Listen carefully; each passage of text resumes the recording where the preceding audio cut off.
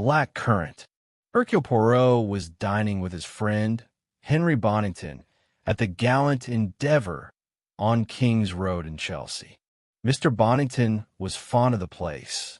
He liked its leisurely atmosphere and its simple English fare, preferring it to what he called heaps of messy, complicated dishes.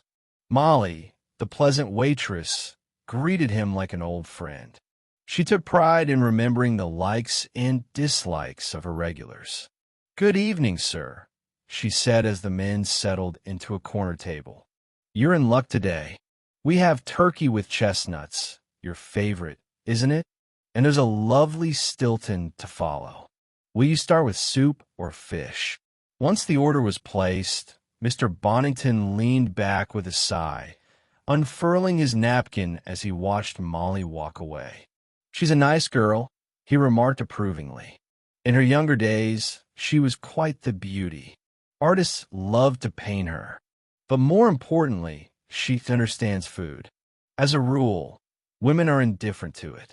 There are plenty of women who, out with a man they like, won't even notice what they're eating. They'll just order the first thing they see." Hercule Poirot shook his head. "That is terrible. Thank God men aren't like that." Mr. Bonington said self-importantly. "All men, without exception?" Poirot asked with a sly glint in his eye. "Well, perhaps not when they're young," Bonington conceded. "Puppies. These days, young people are all the same. No stamina, no grit. I despise the young, and they," he added with a touch of forced fairness, "likely despise me. Perhaps they're right. But to hear some of them talk, you'd think no one over 60 has a right to exist. It makes you wonder how many of them have helped their elderly relatives out of this world." "It is quite possible," Poirot said, "that some do exactly that." "What a grim thought, Poirot. I suppose your police work has robbed you of all your ideals." Poirot smiled. "Nevertheless," he said, "it would be fascinating to compile a list of people over 60 who died by accident. I assure you, it would lead to some curious conclusions. But come, my friend, tell me of your own troubles. How are things with you?" "Nothing but trouble," said Mr. Bonington. "That's the way of the world now. Too much trouble, and too many fine words. Fine words are just a way to hide the rot. Like a thick flour sauce hiding the fact that the fish underneath isn't fresh. Give me a plain fillet and keep your damn sauce." At that moment, Molly arrived with his fillet, and he gave an appreciative grunt. "You know what I like, my girl," he said. "Well, you're a regular, aren't you, sir? I ought to know by now." Poirot spoke up. "Tell me, do people always order the same thing? Do they never desire a change?" "Not the gentlemen, sir. Ladies like variety, but gentlemen always want the same." "See? What did I tell you?" Bonington chuckled. "When it comes to food, you can't rely on women." He looked around the restaurant. "The world is a funny place. See that bearded fellow in the corner? Molly will tell you he dines here every Tuesday and Thursday. He's been coming for 10 years, a bit of a local landmark. Yet no one knows his name, where he lives, or what he does. Quite strange when you think about it." When the waitress brought their portions of turkey, Mr. Bonington spoke again. "I see your punctual old gentleman is still at it." "That's right, sir. Tuesdays and Thursdays. But last week, he turned up out of the blue on Monday. It threw me completely. I thought I'd lost track of the days, and it was Tuesday already. But he came again the next night, as usual. It was an unscheduled visit, you might say. A curious break in habit," Poirot murmured. "I wonder what prompted it. If you ask me, sir, I think he was upset or worried about something." "Why do you say that? Was he acting strangely?" "No, sir, not exactly. He was as quiet as ever. Never says a word beyond good evening." "No, it was his order that was strange." "His order? I'm afraid you gentlemen will laugh at me," Molly said, blushing slightly. "But when a gentleman has been coming here for over 10 years, you get to know his tastes. He couldn't stand kidney pudding or blackcurrant tart, and I don't recall him ever ordering thick soup. But that Monday, he ordered thick tomato soup, steak and kidney pudding, and blackcurrant pie. It was as if he didn't even notice what he was asking for. You know," Poirot said softly, "I find that very interesting indeed." Molly gave a satisfied nod and moved away. "Well, Poirot," Henry Bonington said with a chuckle, "let's hear your conclusions. In your best style, please. I would prefer to hear yours first. Trying to make a Watson out of me? Fine." The old boy went to the doctor, and the doctor changed his diet to thick tomato soup, steak and kidney pudding, and blackcurrant pie. I cannot imagine a doctor who would prescribe such a thing. Don't be so sure, my friend. Doctors will prescribe anything. Is that the only explanation you can find? Henry Bonington turned serious. Well, if we're being honest, I think there is only one possible answer. Our unknown friend was in the grip of some powerful emotion. He was so consumed by his problems that he literally didn't know what he was ordering or what he was eating. He paused for a beat, then added, "I suppose you're going to tell me you know what he was thinking. You'll probably say he was plotting a murder." He laughed at the absurdity of the idea. Hercule Poirot did not laugh. He later admitted that, at that moment, he was deeply troubled. He still blames himself for not realizing then where it would all lead. But his friends assure him that no one could have predicted the turn of events. About 3 weeks later, Hercule Poirot and Bonington met again, this time on the Underground. They nodded to one another, swaying as they gripped the hand straps in the jolting carriage. At Piccadilly Circus, the crowd thinned out, and the two friends managed to find a quiet corner where they could talk undisturbed. "By the way," Bonington asked, "do you remember that old man we noticed at the Gallant Endeavour? I wouldn't be surprised if he's already departed for a better world. He hasn't been to the restaurant for a whole week. Molly is quite distressed about it." Hercule Poirot sat up straight, his eyes suddenly sparkling. "Is that so?" he murmured. "Is that really so?" Bonington continued, "Remember my theory about him seeing a doctor and being put on a diet? Well, the diet part was nonsense, of course, but I suspect he did receive a medical report that came as a total shock. That's why he was ordering at random, not even noticing the menu. The blow was simply too much for the poor old fellow. Doctors really ought to show more tact when delivering a diagnosis." "As a rule, they do," Poirot remarked. "This is my stop," said Mr. Bonington. "Goodbye. I don't suppose we'll ever even learn the old man's name. Strange world, isn't it?" And with that, he hurried toward the exit. Hercule Poirot remained in his seat, frowning. It seemed he did not find the world particularly strange or amusing at that moment. Upon returning home, he gave immediate instructions to his devoted valet, George. Later, Poirot sat tracing his finger down a list of names. It was a record of recent deaths in the district. His finger stopped. Henry Gascoigne, 69 years old. Well, let us begin with him. A few hours later, Poirot was sitting in the office of a Dr. McAndrew on King's Road. The doctor was a tall, red-haired Scotsman with a keen, intelligent face. "Gascoigne," the doctor mused. "Yes, I remember. An eccentric old soul. Lived alone in one of those dilapidated houses they're pulling down to make room for new flats. He wasn't a patient of mine, but I knew of him. It was the milkman who first sensed something was wrong. The bottles on the doorstep had gone sour. Eventually, the police were called. They broke in and found the old man at the bottom of the stairs with a broken neck. He was wearing an old dressing gown with a frayed cord. Likely he tripped on it and fell." "I see," said Poirot. "A simple accident. Exactly. Did he have any relatives?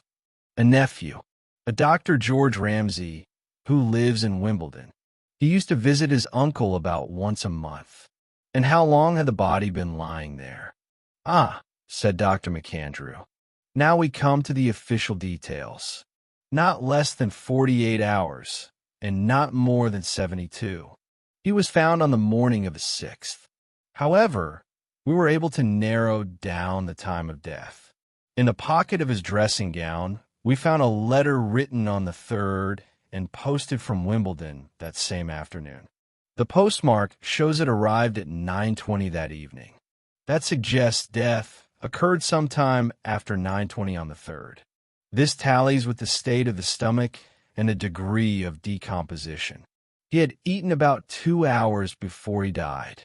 I performed the autopsy on the morning of the 6th, and my conclusion was that death had occurred roughly 60 hours prior, somewhere around 10 o'clock on the night of the 3rd. It all seems to align, Poirot noted. Tell me, when was he last seen alive? That same evening, Thursday the 3rd. He was seen on King's Road at 7 o'clock, and he dined at the Gallant Endeavour at 7:30. Apparently, he always dined there on Thursdays. Were there any other relatives? Or just the nephew? He had a twin brother. Quite a strange story there. They hadn't met in years. You see, in his youth, Henry was an artist, though not a very talented one. The second brother, Anthony Gascoigne, was also an artist, but he gave up art after marrying a wealthy woman. The brothers fought over it and, as I understand, never spoke again. But the strangest part is that they died on the very same day. Anthony Gascoigne passed away at 1 in the afternoon on the 3rd. I've heard of twins dying on the same day before, even on opposite sides of the world. Perhaps it's just a coincidence, but those are the facts. And is the wife of the second brother still living? No, she died several years ago. Where did Anthony Gascoigne live? He had a house on Kingston Hill. According to Dr. Ramsay, he lived like a hermit. Poirot nodded thoughtfully. The Scotsman shot him a piercing look. What is on your mind, Monsieur Poirot? He asked bluntly. I have answered your questions as a matter of professional courtesy, but I am still in the dark as to why you are here. Poirot spoke slowly. A common accidental death, you say.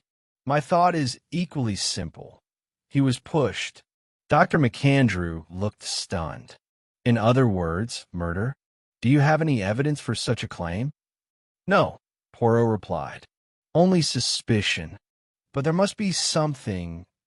The doctor insisted. Poirot remained silent. McAndrew continued. If you suspect the nephew, Mr. Ramsay, I should warn you that you are on the wrong track. Ramsay was playing bridge in Wimbledon from 8:30 until midnight that night. It was all established at the inquest.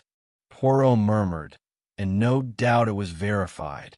The police are nothing if not thorough. Do you have something against him then? The doctor asked.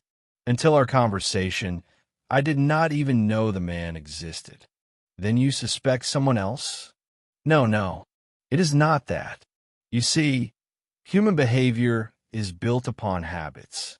This is vital, and the death of Mr. Gascoigne breaks the pattern. Something is out of place. I don't follow you. Hercule Poirot smiled and stood up. The doctor followed suit. To be perfectly honest, McAndrew said, I see nothing suspicious about Henry Gascoigne's death. The little Belgian shrugged. I'm a persistent man. I have an idea, though nothing yet to prove it. Tell me, Dr. McAndrew, did Henry Gascoigne wear dentures? No.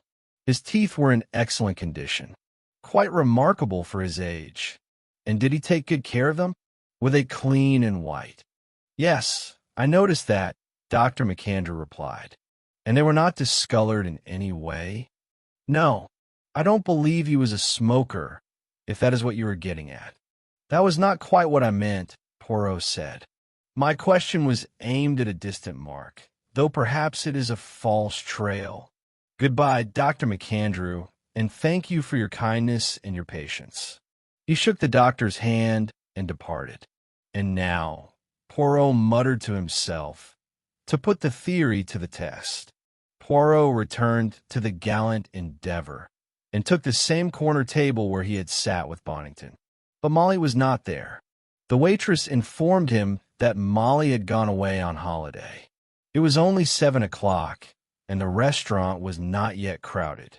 Poirot found it easy enough to draw the waitress into a conversation about the late Mr. Gascoigne. "Oh, yes," she said. "He came here for years, though none of us ever knew his name. We saw the report of the inquest in the paper, and there was a photograph. 'Look,' I said to Molly, 'it's our punctual old gentleman.' That's what we called him among ourselves. He dined here on the day of his death, did he not?" "That's right, sir. Thursday the 3rd. He always came on Thursdays. Tuesdays and Thursdays were his days, as regular as a clock. I don't suppose you remember what he had for dinner." "Let me think. It was the mulligatawny soup. Yes, that's it. And the steak and kidney pie. Or was it the roast mutton? No, it was the pie, definitely. And then the apple and blackcurrant tart. And cheese, of course. To think that very same night, he fell down those stairs and died. They say he tripped on his dressing gown. Mind you, his clothes were a sight, old-fashioned, torn in places, and he wore them so carelessly. And yet, there was something about him. He had a bit of presence, if you know what I mean. Oh, we get all sorts of interesting people in here."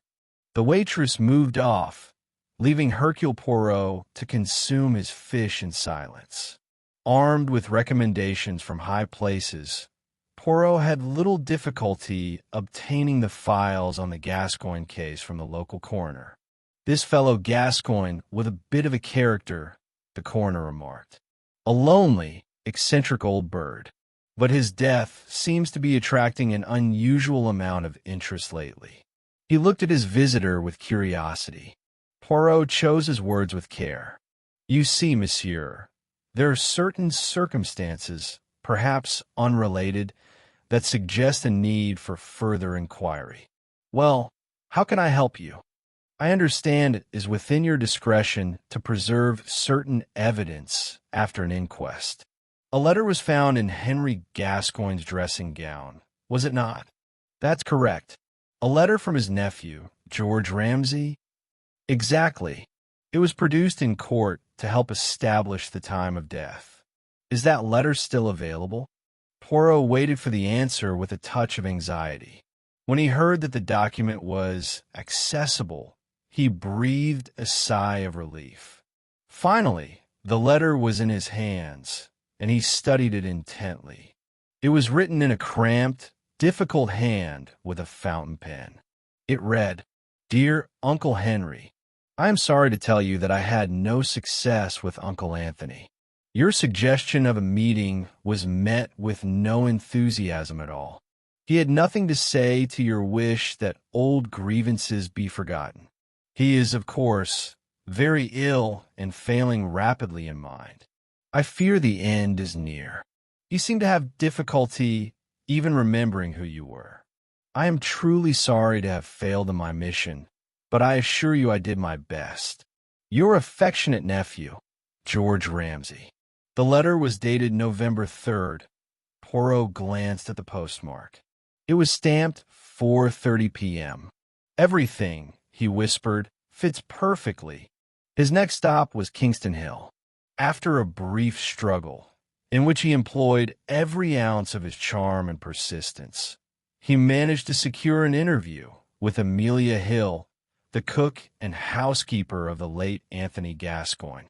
Mrs. Hill was at first haughty and suspicious, but the courtly politeness of the strange foreigner soon bore fruit. Like many women before her, Amelia Hill found a relief to pour out her grievances to a truly sympathetic listener. For 14 years she had managed Mr. Gascoigne's household, and it was no easy task. Many a woman would have buckled under the load. The poor old man had been eccentric and incredibly stingy, obsessed with economy, despite being a very wealthy man. Mrs. Hill had served him loyally and put up with his whims, and she had naturally expected some recognition in return. But no, the old man had never changed his will. He left everything to his wife, and should she die before him, to his brother Henry. The will had been made years ago. It was, in Mrs. Hill's opinion, not at all the right thing for Mr. Anthony to have done. Slowly, Poirot steered the conversation away from Mrs. Hill's thwarted greed and toward the questions he needed answered. Of course, he agreed, Mr. Anthony's conduct was heartless. No one could blame Mrs. Hill for feeling resentful. It was common knowledge that Mr. Gascoigne was a miser. They even said the late gentleman had rejected the advances of his only brother. Perhaps Mrs. Hill knew something of that? Are you asking about the talk Dr. Ramsay came here to have? Mrs. Hill clarified. As far as I know, they did speak about his brother, but I believe it was Mr. Anthony's brother who simply wanted to make peace. They'd been at odds for years. And I understand, Poirot asked, that Mr. Anthony refused the reconciliation?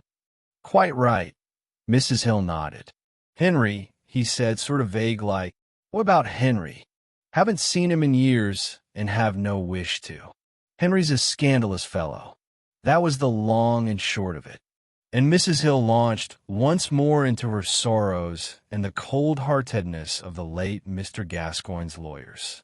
It took Poirot some time to end the conversation gracefully and take his leave. Immediately after dinner, Poirot arrived at the residence of Dr. George Ramsay on Dorset Road, Wimbledon. The doctor was at home.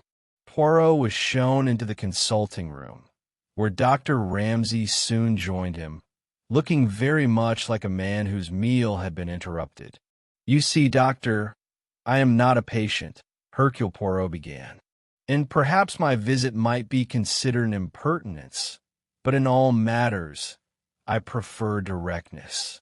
I have little patience for lawyers and their long-winded, roundabout methods. This certainly caught Dr. Ramsay's interest. The doctor was a clean-shaven man of medium height, with sandy hair and remarkably pale eyelashes that gave his gaze a somewhat reptilian quality. He seemed lively, possessed of a sharp sense of humor. Lawyers, he said, raising his eyebrows. I detest them. My dear sir, you have me intrigued. Please sit down. Poirot accepted the invitation and handed over his professional card. The doctor blinked his pale lashes at the name. Poirot leaned forward, his voice dropping to a confidential tone. Most of my clients are women. Quite natural, George Ramsay replied with a wink. As you say, quite natural, Poirot agreed. Women do not trust the official police. They prefer a private inquiry. They do not wish for their difficulties to be made public. A few days ago, I was consulted by an elderly lady. She was deeply distressed over the fate of her husband, from whom she had been estranged for many years. Her husband was your uncle, the late Mr. Henry Gascoigne. George Ramsay's face turned a sudden, angry red. My uncle? What rubbish! His wife died many years ago. I am not speaking of Anthony Gascoigne, but of your other uncle, Henry. Uncle Henry? But he was never married. You are mistaken. He was indeed. Poirot lied, without so much as a blink. There is no doubt. My client even brought the marriage certificate with her. That's a lie, Ramsay shouted, his face darkening to the color of a plum. I don't believe a word of it. You are an impudent liar. It is a terrible blow for you, is it not? Poirot said coolly. You committed murder for nothing. Murder? Ramsay's voice trembled. His pale eyes stared at Poirot with sudden horror. By the way, Poirot continued, I see you've been eating black currant tart again. It is a most unwise habit. They say blackcurrants are full of vitamins, but sometimes their consumption can be fatal. I believe that in this instance, they will help to tighten the noose around a man's neck. Your neck, Dr. Ramsay. You see, my friend, you made the mistake of basing your logic on a false assumption. Hercule Poirot smiled radiantly across the table at his friend Mr. Bonington, punctuating his explanation with lively gestures. A person in a state of shock will never do something they have never done before. In such a state, people act on reflex, on habit. A man who is deeply upset might come to dinner in his pajamas, but they will be his pajamas, not someone else's. A man who detests thick soup, kidney pudding, and blackcurrant tart does not suddenly order them all in one night. You argue that he did so because his mind was elsewhere. But I maintain that a man lost in thought will automatically order what he has always ordered. So, what was the explanation? I could not find it, and it troubled me. Something was wrong. Then, you told me the man had vanished. For the first time in years, he missed his traditional Tuesday and Thursday. I like that even less. My suspicions grew. If I was right, he had to be dead. I made inquiries. He was indeed dead, and the death was very neatly arranged. In other words, it was tainted fish covered in sauce. He was seen on King's Road at 7. He dined here, in this restaurant, at 7:30, 2 hours before he died. Everything pointed to it. The stomach contents, the letter in his pocket. Too much sauce. The fish was completely hidden. The loving nephew writes a letter. The loving nephew has an alibi for the time of death. The death itself is simple, a fall down the stairs. An accident or murder? Everything suggested murder. The nephew was the only relative. The nephew would be the heir, but was there anything to inherit? Uncle Henry was as poor as a church mouse. But there was the second brother, and he had married a very wealthy woman. He lived in a grand house on Kingston Hill. It stood to reason that the wealthy wife left her fortune to her husband. The chain was clear. The rich wife leaves money to Anthony. From Anthony, it goes to Henry, and from Henry, it goes to George. It sounds logical enough, Mr. Bonington said, but how did you prove it? Once the truth is clear, the rest is mere technique. Henry died 2 hours after a meal. That was all the inquest could prove. But it was entirely possible that meal was lunch, not dinner. Put yourself in George's place. He desperately needs money. Anthony Gascoigne is dying, but the nephew gains nothing. Anthony's money goes to Henry, who might live for years. Therefore, Henry must also die, and the sooner the better. But he must die after Anthony, and at a time when George has an alibi. Henry's habit of dining here twice a week gave George the idea for his alibi. George is a cautious man. Before acting, he tested his plan. That Monday, he visited the restaurant disguised as his uncle. It went off without a hitch. Everyone took him for the old man. Satisfied, the nephew only had to wait for Uncle Anthony to pass away. The moment arrived. On the afternoon of November 2nd, George sent the letter to Uncle Henry, but dated it the 3rd. He came to town on the morning of the 3rd, called Henry, arranged a meeting, and carried out his plan. A violent shove, and poor Uncle Henry tumbled down the stairs. George found his own letter and slipped it into the pocket of the dressing gown. At 7:30, he was here at the Gallant Endeavour. A beard, heavy eyebrows, a complete masquerade. No one doubted that at 7:30, Mr. Henry Gascoigne was still very much alive. Then, Poirot continued. Comes the hurried change of clothes in a washroom, and the nephew races his car at top speed to Wimbledon for his game of bridge. It was the perfect alibi. Mr. Bonington stared at Poirot. But what about the postmark on the letter? Ah, that was simple. The postmark was smudged. Why? Because the date had been altered from the 2nd to the 3rd with black ink. You would never have noticed it unless you were already looking for it. And finally, the blackbirds. The blackbirds. Do you remember the nursery rhyme? 24 blackbirds baked in a pie.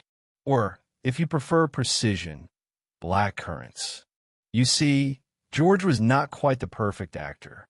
He looked like his uncle, he walked like his uncle, he spoke like his uncle, and he wore his uncle's beard and brows. But he forgot that he also had to eat like his uncle. The nephew ordered according to his own palate. Poirot leaned in closer. Black currants stained the teeth. Yet, while everyone believed Henry Gascoigne had eaten black currant tart that evening, his teeth were perfectly clean. There was not a trace of black currant among his stomach contents. I verified this only this morning. Furthermore, George was foolish enough to keep the beard and the rest of his masquerade kit. Oh, the evidence against him is more than enough. I met him today and rattled him. That finished the business. By the way, he was eating black currants again. A greedy fellow. Clearly, he pays far too much attention to his food. And if I am not mistaken, it is that very greed that will hang him. At that moment, the waitress arrived with 2 portions of apple and blackcurrant pie. "Take that away," Mr. Bonington said sharply. "One cannot be too careful. Bring me a small portion of sago pudding instead."